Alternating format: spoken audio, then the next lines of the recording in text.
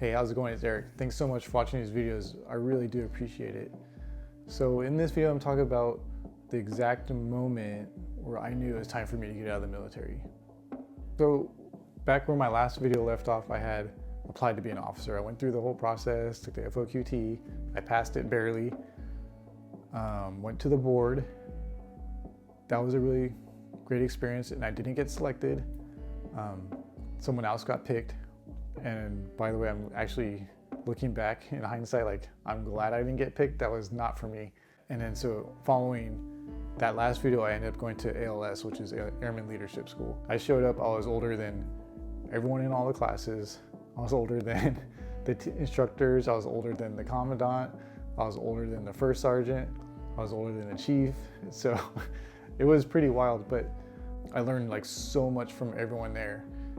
And I actually was the honor grad for that. So that was fun. Yeah, so following Airman Leadership School, not a lot happened really. It's just like some training, and I took a trip to Wisconsin to do some crash recovery training. So it was great. I got really close with a lot of people. Right about that time, that's when my first enlistment was about to be up. So I was already 6 years in. And it was time for me to get out. And I remember specifically, I had my checklist to out process. I was hitting up all the spots, and then I would see my friends around base, and I'd be walking with my documents or whatever, and then doing what I was supposed to do. And someone would go, "Hey, Barajas, where are you going?" And I was like, "Oh, out processing." Get a bunch of crap for that. And like, "Oh man, you can't leave us," and blah, blah, blah. And then so, as I was walking around, I remember thinking, I was like, man, I can't do this. I can't get out. I'm gonna miss all my friends and stuff. I can't, what am I gonna do? And so I called my wife and I told her, I was like, hey, sorry, babe, I can't get out right now. I think I'm gonna stay in. And then so we decided, I'd stay in for another year, to extend for a year just to feel it out, see how things go. Just cause like the last 6 years were so cool. And then, I was able to do some stuff with my family there, with with my work friends, like take my wife on the C-130.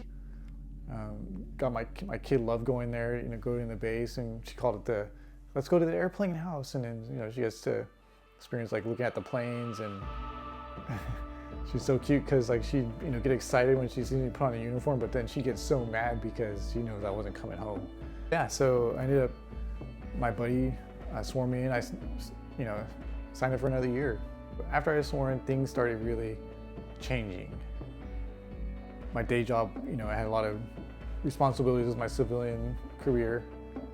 I was working on keeping up with that, and my wife and I actually purchased a 4-unit here in Southern California, and so we had to do a lot of renovations. And I mean, we literally, like my wife, myself, my buddy, we're doing like all the work.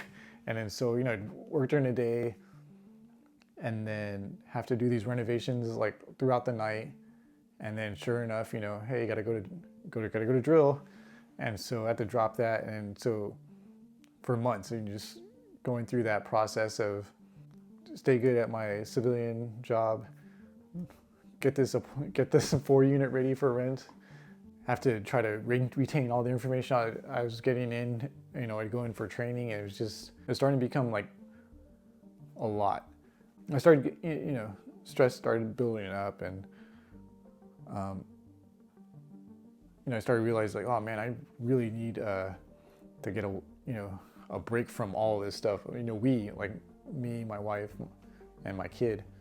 And so we had this idea, and I think it was around November of last year that, let's go to Europe and get away.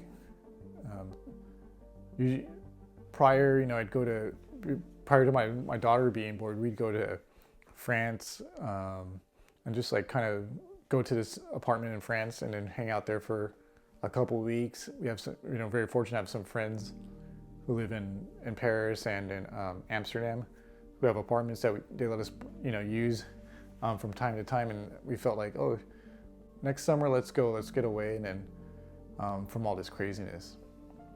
Long story short, the trip was all the way out in May. So, found some cheap flights, booked it, and then, told my boss, all my bosses, like, hey, I'm gonna go on this trip. My civilian job, yeah, no problem. My guard job, of course, I gotta tell my boss, like, okay, well, I gotta ask to, send up the chain of command to see if we can get it off. So I was like, all right, well, it's like, 7 months away, like, and I don't miss any drills. I think, I'm pretty, I was positive, like, I'd get that drill off. I'll find out later on if, what the deal is. And I'm gonna warn you, because there might be a little bit of editing here, just because I'm gonna do my best to maintain my composure. But so on this particular drill weekend, on the Saturday night of that drill, like, one of my bosses was retiring. He was actually, a good guy, like, good friend of mine, was there from the beginning whenever I showed up. So we had to go sign his retirement card. So showed up, signed his retirement card or whatever. And then one of the guys from the shop was like, hey, did you got some bad news? And I was like, oh, what's up? And, said one of our members had passed away. I was like, oh man, that's terrible. Who was it? And then they mentioned my buddy's name. So yeah, so I don't want to go into like specifics of what happened or anything like that. I think but this, my friend, like, we spent a lot of time together. We showed up at we showed up at student flight together. We did our activations together. It's just, man, it was a huge blow, a very huge blow. And to be honest, I totally lost it in front of a lot of people. It was kind of embarrassing, like full on like bawling and stuff. And then, man, like, I just couldn't believe it. Especially because, like, we'd been texting, and I had just seen him not too long before that, and it was just, oh yeah, it was horrible.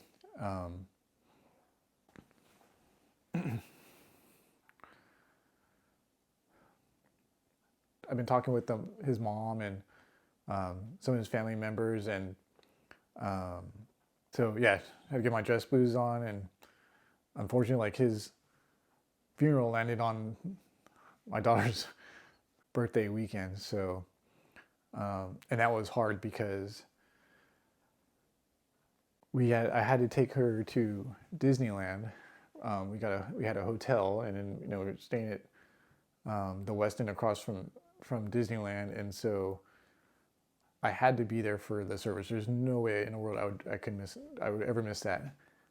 I brought my dress blues with me, and then, I had to, after my mom helped me get my stuff together, because I'm be honest, I was a wreck. But anyways, went to his service. Literally, like, after the service, like, of course, some of my other members were there. I had to go from that to Disneyland with my daughter, and that was just the word. That was so hard just to be there and do that. And I just remember looking at my dress blues, and I was like, man, I do not want to put these on ever again. I don't even want to see them. I really started like thinking, I was like, man, I need to spend as much time with my family as possible, like, no matter what. So yeah, that happened. I was already really in a pretty dark spot, to be honest. And then, soon after, in March, my grandfather passed away. And that was like another huge blow too. So, my grandfather, like, was like my father. He, like, raised me, we spent a lot of time together, and then just,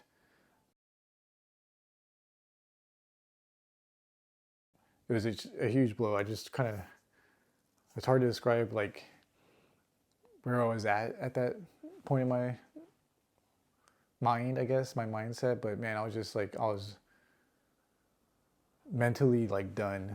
And so now I had to work on some more stuff, like house stuff. We're going to deal with my grandfather's stuff and possessions, and we ended up purchasing his house, so just trying to get it, ready for moving. And so I had all these things going on in construction again. Get the call, gotta go to drill, okay. And then I didn't want to be there. Like I just wanted to see my friends, of course. Anyway, so it was getting closer to May. Like I knew I was gonna go on this trip, so I was totally ready for that. I was totally ready for my daughter to experience being in France, and we actually started in Amsterdam and went to Germany and then France, and then seeing our apartments out there. And then I was like really looking forward to it. At the end of the day, I was talking to my boss, and then we were outside out by the flight line, and he's like, "Hey man, on that trip, it's a no-go. I think you need to go ahead and cancel those flights." And I remember I wasn't mad or anything like that. I mean, that was the exact moment where I knew, like, yeah, I'm done. Because again, I wasn't mad. Like, everyone has someone to answer to. Someone's got to, everyone has a boss, and a boss has a boss or whatever. And it worked out that way. So, and I just remember looking at the ground, looking at the flight line. I was like, yeah, okay, all good. And then I called my wife and I was like, hey, like, they said I can't go. So why don't you just go ahead and go by yourself, and I'll watch LED, I'll watch our kid, and then, you enjoy your time there. Cause she had to save up her PTO. Like she works very hard. Has a very difficult job. And then, it took a lot for her to build up this PTO. So we're gonna leave for 3 weeks. I was like, hey, just go by yourself, but just know that this will never happen again. I'll never put you in this kind of situation to where you can't do what you want to do, or we can't do what we want to do as a family. And actually, as it turned out, like a little later, I ended up tearing my rotator cuff. And then I ended up getting put on a profile, so I couldn't do anything anyways. So towards May, like, it was time for me to go on the trip. Very last minute, boss was like, hey, you know what, just go ahead and go, because you can't do anything. Your shit can. You got a torn rotator cuff. Luckily, we ended up being able to go on that trip.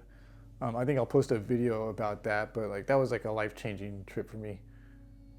Stayed at our friend's place in Amsterdam, and then went down to Germany, and then went into France, and then stayed in Paris for a while in our friend's apartment, and it was just it was a great trip. And yeah, so it was great. So spent my birthday down there, took my kid to the parks, different parks, every day. She got to play with kids that spoke different languages and from different parts of the world. But yeah, it was exactly what we needed. And I was able to reflect back on, like, hey, what am I doing right now with my life? Like, I don't own my time. We got back, I had to decide if I was going to stay in or get out. Like I had to, they needed to know. So, but without a doubt in my mind, it was absolutely time to get out. So yeah, that's why I got out. Yeah, so it's been about 6 months since I gotten out. I've been spending a lot of time with my family. We're gearing up to do another trip again, going back to France. Trying to grow my hair long, but we'll see. I did put my earrings back in, but one of the big changes was I started playing with my old band again, which has been really cool. So I've been doing that, and then just working on more house stuff, but I still talk to my friends and still connect with everybody. I'm glad I got to do it. I'm really thankful for the opportunity to be able to serve, and I got to say that to myself that I did this and I made it through. But I'm now looking forward to this whole open door that's in front of me. So this video isn't about regret. If you asked me if I do it all over again, I would say absolutely. Joining at 39 was probably one of the best decisions I've ever made. But life is very short and fragile, and for me, I just want to spend the rest of my time with my family and my friends.